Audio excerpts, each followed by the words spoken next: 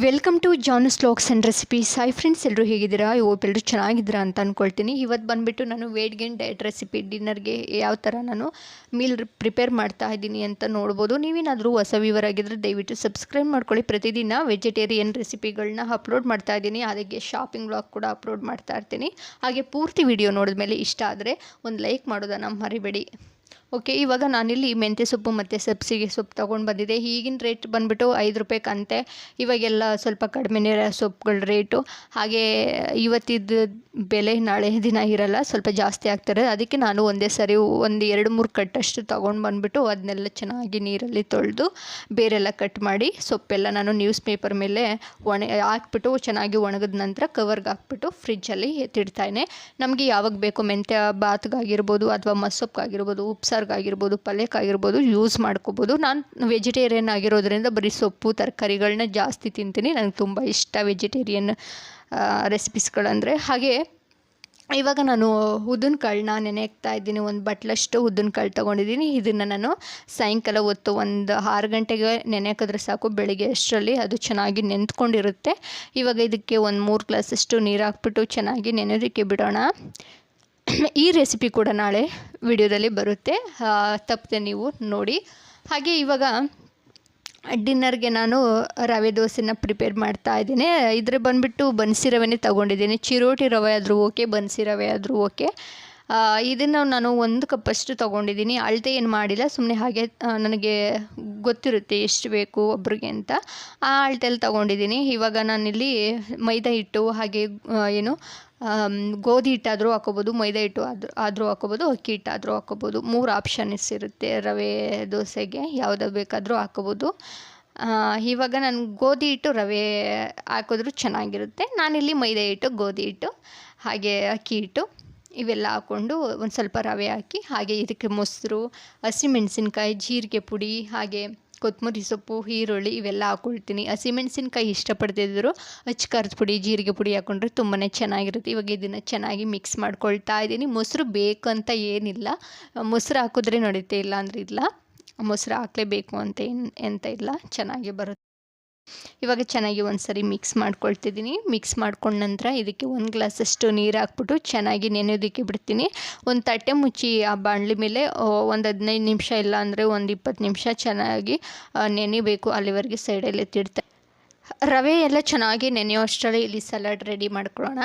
ಮೊದಲಿಗೆ ನಾನಿಲ್ಲಿ 1 ಹಿಡಿಯಷ್ಟು ಕಡಲೆಬೀಜ ತೊಗೊಂಡಿದ್ದೀನಿ. ಇದು ಪಾತ್ರೆಗೆ ಹಾಕಿ ಸ್ವಲ್ಪ ನೀರು ಹಾಗೆ ಸ್ವಲ್ಪ ಉಪ್ಪು, ಒಂದು 1/4 ಟೀ ಸ್ಪೂನಷ್ಟು ಉಪ್ಪು ಹಾಕಿ ಒಂದು 10 ನಿಮಿಷದಿಂದ 15 ನಿಮಿಷ ಚೆನ್ನಾಗಿ ಲೋ ಫ್ಲೇಮಲ್ಲಿ ಬೇಯಿಸ್ಕೊಂಡ್ರೆ ಸಾಕಾಗುತ್ತೆ.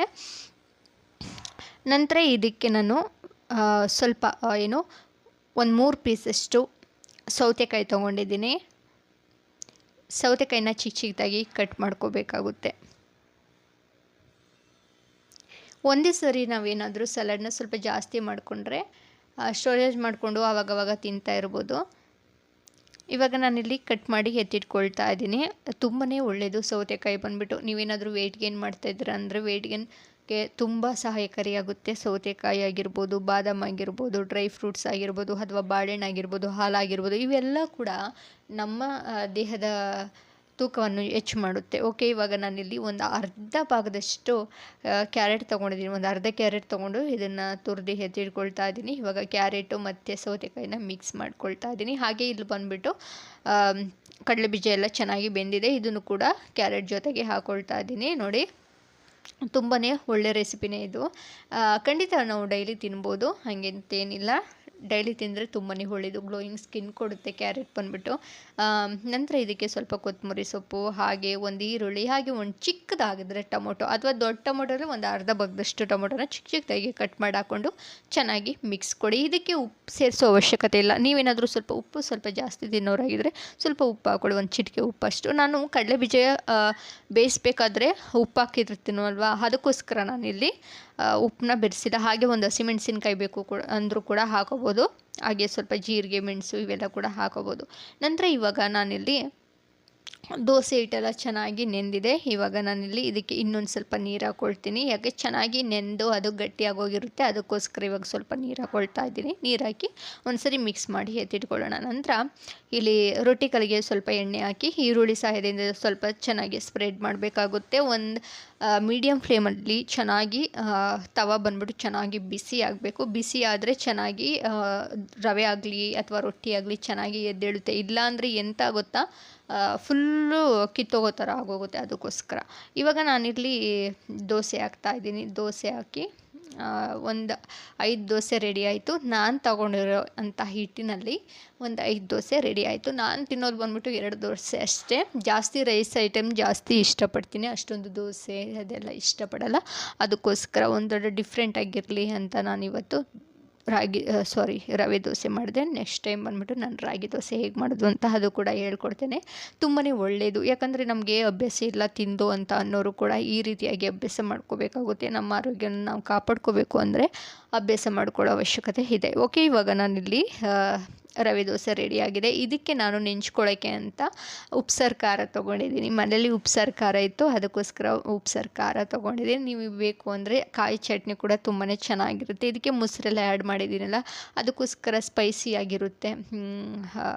ಚಿಲ್ಲಿ ಕೂಡ ಆ್ಯಡ್ ಮಾಡಿದ್ದೀನಿ. ಅದಕ್ಕೋಸ್ಕರ ಇದಕ್ಕೆ ಜಾಸ್ತಿ ಎಕ್ಸ್ಟ್ರಾ ನೆಂಚ್ಕೊಳ್ಳೋಕ್ಕೆ ಯಾವುದೇ ಇದು ಬೇಡ, ಸೈಡ್ ಡಿಶ್ ಬೇಡ. ಇವಾಗ ಸ್ವಲ್ಪ ಉಪ್ಸಾರು ಖಾರ ಹಾಗೆ 1 ಬಟ್ಲಷ್ಟು ಸಲಾಡ್ ತೊಗೊಂಡು ನನ್ನ ಡಿನ್ನರ್ ಹೀಗಿರುತ್ತೆ.